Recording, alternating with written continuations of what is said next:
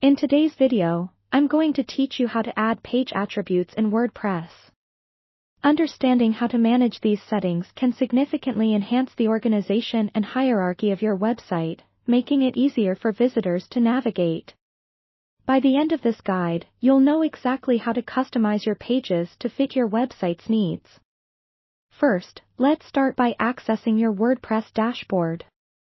Once you're logged in and have your dashboard open, the next step is to navigate to the Pages section. You'll find this on the left-hand menu. Simply click on Pages and then select All Pages.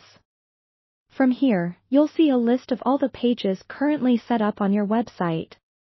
Decide on which page you want to adjust the attributes and click on its title to open the editor. Now that you're in the page editor, let's focus on the section titled Page Attributes located on the right side of your editor screen. Here, you'll see three main components: parent, template, and order. Each of these plays a distinct role in how your content is organized and displayed. Starting with parent, this option allows you to create a hierarchy among your pages. If you have a page that's an extension or part of another page, you would select the main page as the parent. This is useful for categorizing pages under broader topics or sections. For example, if you have a blog page with various posts as separate pages, those would be children pages under the parent page. Next is the template section. Not all themes have multiple templates, so you may only see the default option. However, if your theme offers different layout choices for pages, you'll see these additional templates listed here. Choosing a specific template can alter the visual layout or structure of your page, so it's worth exploring these options if available. The last component, order, lets you determine the sequence in which your pages appear.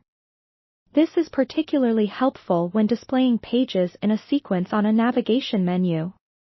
By default, pages are usually ordered alphabetically, but you can specify this order by assigning numbers under the Order field.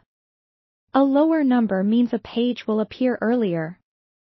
Once you have made the necessary adjustments, the final thing to do is to click on the Update or Publish button, depending on whether the page is new. This will save your changes and apply the new attributes to the page. Understanding and utilizing page attributes effectively can impressively improve your site's usability and organization.